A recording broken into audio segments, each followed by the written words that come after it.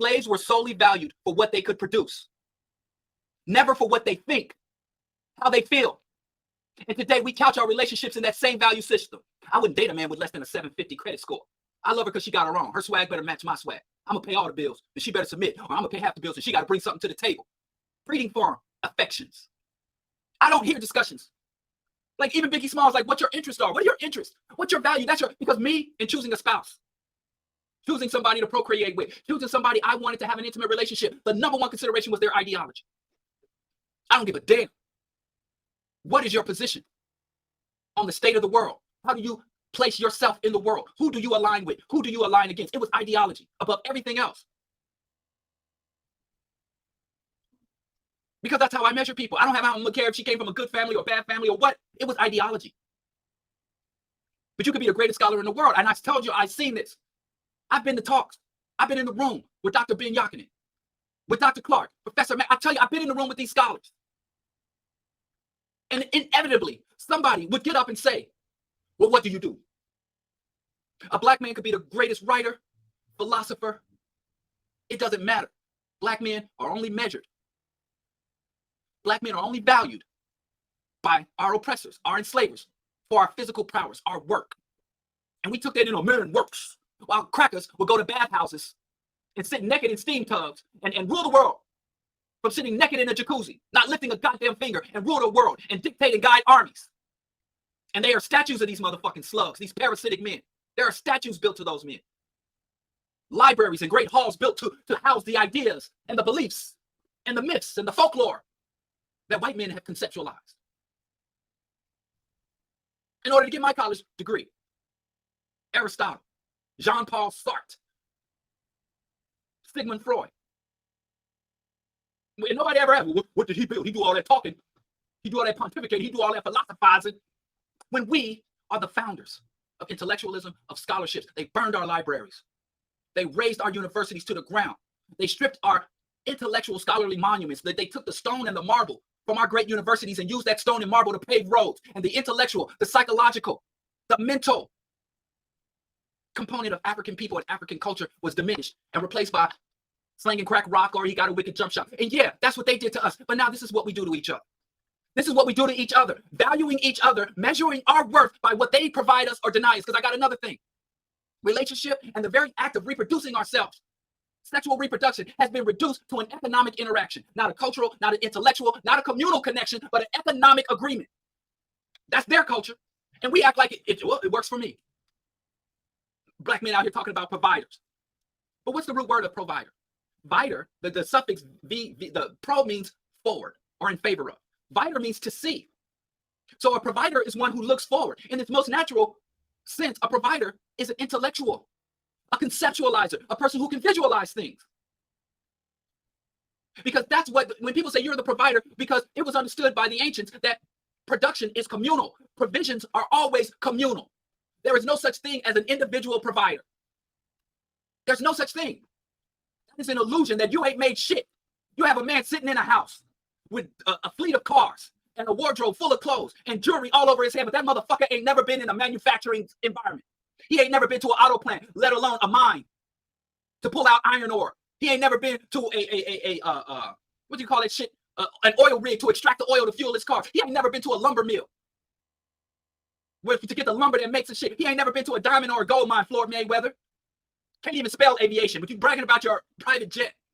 And a man will sit in a house he had nothing to do with, building that was built by others, cars that were manufactured by others, fuel that was extracted by others, wearing jewelry that was mined by children, diamond that was mined by children who would have their hands cut off if they didn't make their quota, wearing the finest stitched garments from the finest linens and cottons that he didn't grow, manufactured in sweatshops in countries that he couldn't find on the map, and stand there and be like, I'm a provider.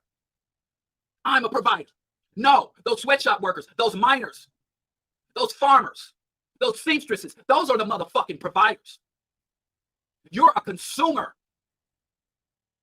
I'm the consumer. If we really want to back, that's all we can hit each other in the head with. Hey, I got a higher consumption level than you do. Oh, but I'm going to get up there. I'm trying to consume like you. The concept of provider is someone, in the truest sense, who can come to an entire community, to a group of producers and say, hey, I have a vision. I have an idea. I have how we can prepare. While we have abundance, how do we set up and prepare for the time where we have bleak resources? proper food storage, and I have a vision on how we can protect and defend ourselves. I have a vision on how we can pass on our traditions and our ideas to the next generation. Those are the providers, the conceptualizers. In the truest sense of providing, it has nothing to do with buying somebody some shit or buying shit from somebody else. White people and their materialist culture, their warped sense of connection, ownership, and control got us in this shit, and we out here fighting about shit that ain't got shit to do with us. All provisions are communal. All provisions are communal. And you might say, well, hell, I am a miner. I mine coal, or I do in the Gulf of Mexico. I work on an oil rig. Even if you are producing a natural resource, that oil rig needs skills and needs engineers.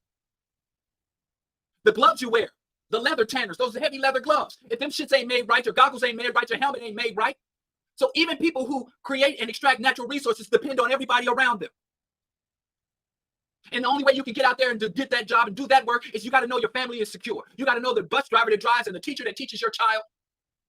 And so that you don't go home and put a goddamn gun in your mouth. You need outlets. You need the arts. You need something to validate your humanity. You need some way of connecting and interconnecting with your larger communities. You need outlets from movies and music and gardens and museums. This concept of provider is a warped concept, and we out here arguing. We might as well argue, well, I'm the master. No, I'm the master. Just take whatever terms and concepts these sick, wicked, omnicidal oppressors impose on us, and we run with it. We out-pope the Pope, and we out-Muhammad. Black people need to stop talking this provider nonsense. Because guess what? Guess what? White people. This is not a world of providers and producers. This is a world of exploited workers and expropriators. And the white man is the number one expropriator. White people are the top expropriators. Take by force. Take through unjust means. That's what expropriation means. And then when the white folks have all the money, have all the jobs, have all the power, have all the fucking nukes, they look around and handpick particular Negroes and says, hey, I'm going to grant you a good job. I'm going to grant you a contract. I'm going to give you this. So even the shit you bring home where you got your chest out, you one angry white man away from losing all that shit.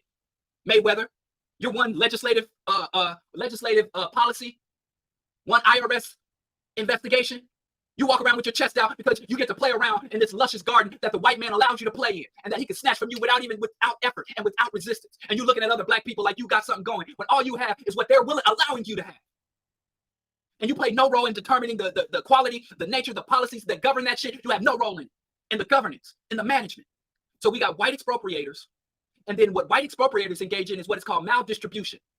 They forcibly, through violence, take the lion's share of the resources, direct or in control of the world's resources, fiat currency, the natural resources, and even the intellectual property, IP.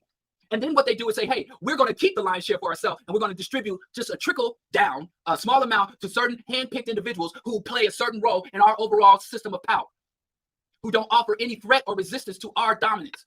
Servants, house slave. You ain't nothing but a house nigga. All you black people running around here talking about you provider, you secure the bag, you're nothing but house niggas. Walking around in your tattered little cast-off suits, walking around the field slaves and strutting. Talking about you won't eat at the Olive Garden, or you won't be with a woman that got multiple baby daddies, and don't even acknowledge the decades and centuries of atrocities and disruption that brought us to this sorry state that we're in. You rather mock, belittle, and attack us for being products of oppression instead of attacking oppression. So you got expropriators engaged in maldistribution. And then the people who get selected by the maldistributors to be secondary, to be inferior representations of themselves, walk around and pretend like they're the goddamn providers. If you are ever talking about providing in anything other than a communal sense, if you are living a life that in any way can be defined as comfortable, it has got shit to do with your individual efforts. It is because of the collective work and sacrifices of living and dead people across generations and decades. And the fact that we don't value and respect and act in a way that honors that is why we're losing so much of it. So really, this talk about being a provider and what a black man is worthy of and what a black woman is worthy of, that's some breeding farm affection. So you go out into the world and practice plantation politics, and you come home to your intimate spaces and engage in breeding farm affection. It's disgusting. It's not even a joke, really. Menticide, residual impact of our enslavement. Moving on. Fuck them lists. Stop sharing that bullshit. Stop engaging with that bullshit.